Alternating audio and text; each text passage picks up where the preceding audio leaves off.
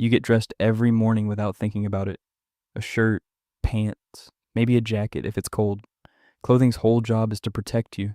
These 5 outfits were built on that exact same idea. But what they protect against is not normal. Would you put on a suit knowing its own designers admit it might not be enough? Could you stand inside a hood that blocks everything out? No sight, no sound. While you're on fire, how close would you let cold get to your skin? Close enough to freeze it. In under a minute?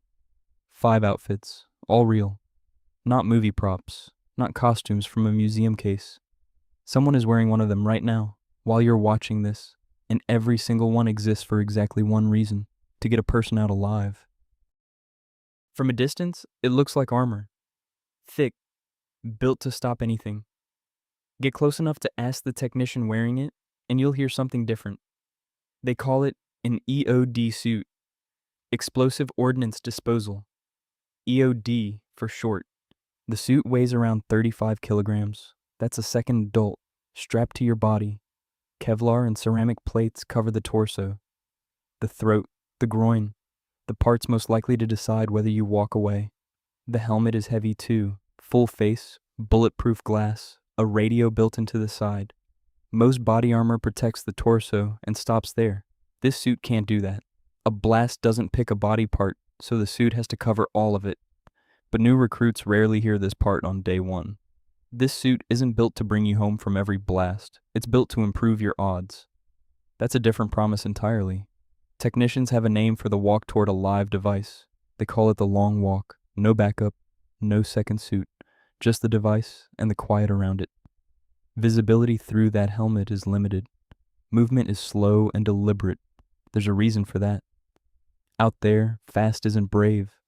Fast gets people hurt. One miscalculation, and 35 kilograms of protection stops being enough. And still, somewhere on this planet, right now, someone is putting one on. What do you wear when an entire town is dying, and nobody knows why? In 1619, a French physician named Charles Delorme had an answer. He called it the plague doctor's costume, a heavy wax leather coat, covering the body from neck to ankle, leather gloves, tall boots, a wide-brimmed hat, and the mask, glass lenses over the eyes, a long curved beak packed with lavender, mint, dried flowers. Doctors believed disease spread through bad-smelling air. They called it miasma. The beak was supposed to filter it out. It didn't work. The real cause was fleas, riding on rats. Nobody knew that yet. The doctor also carried a wooden stick, used to examine patients without ever touching their skin. In plague-stricken towns, doctors were required to wear this exact outfit. By contract, no exceptions. When people saw that beaked shape walking down the street, they already knew what it meant. Someone behind that door was sick, maybe worse. Eventually, the costume outlived its original purpose entirely. It showed up in carnival masks, in theater, in paintings, a bird-faced reminder of a disease nobody could explain at the time. The costume didn't just fail to stop the plague. In a strange way, it became the plague's symbol. And the doctors wearing it, they likely got some protection anyway, just not from the air. The heavy coat and gloves kept fleas off their skin, without anyone realizing why. Picture this: ice-cold gel, soaked into every layer of your clothing, a hood that blocks out the entire world. And then, they light you on fire, on purpose. It's called a full body burn suit. 2 layers of fire-resistant fabric, Nomex, sometimes Kevlar, soaked completely in an ice-cold gel. The gel holds water, and water absorbs heat before it ever reaches skin. The hood goes on last, and the second it does, the performer loses 2 senses. They can't see, they can't hear, just heat, and the sound of their own breathing. A full body burn can take 2 hours to prepare, for around 10 seconds of actual fire. Before they're lit, performers are kept in the shade, on ice if possible. The gel has to stay cold, or it starts working too early. The record for the longest full-body burn without an oxygen supply? 5 minutes, 42 seconds. Set by a stuntman who trained for that exact moment for years. The instant the gel runs out of water to absorb, the suit stops protecting, and the fire stops being a performance. There's a reason every full burn has a dedicated fire team standing just out of frame. watching the clock, ready to extinguish on the exact second things are planned to end. Every minute spent up here is borrowed time. 8,000 meters above sea level, climbers stop calling it the summit route. They call it the death zone. Up here, the air holds about a third of the oxygen your lungs expect. Every breath does less. Every step costs more. Average daytime temperature, around negative 36 degrees Celsius. At night, it can fall to negative 60. Add wind, and it can feel like negative 80. Cold enough to frostbite exposed skin in seconds. The suit climbers wear here is one piece. Full body, filled with down. Rated specifically for this kind of cold.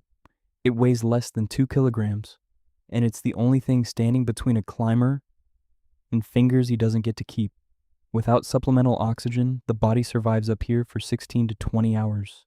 Not days, hours. Confused thinking sets in, long before the body actually gives out. Climbers have walked right past their own gear, certain they didn't need it anymore. That's why guides repeat the same rule over and over. Get up, get down, don't linger. Some climbers who didn't make it back down are still up there, frozen in place. Landmarks now for the climbers who pass them every season. The mountain doesn't care how far you've already come. This last suit wasn't designed by any engineer. It was built by hand, out of pure desperation.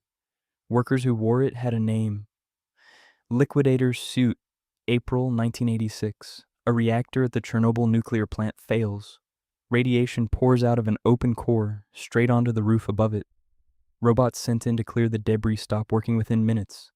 The radiation fries their circuits, so they send in people instead. The army has nothing built for this level of radiation, so workers cut up sheets of lead, 2 to 4 millimeters thick, and wear them as aprons under ordinary cotton coveralls. In the worst zones, a fatal dose could happen in under a minute. Workers had a name for this assignment: biorobots. The plan: sprint onto the roof, shovel debris over the edge, sprint back. Some finished in barely more than 60 seconds. One commander divided the rooftop into zones and gave each one a woman's name. The most dangerous zone of all was named after his own sister. The lead apron cut their exposure, but only by around a third.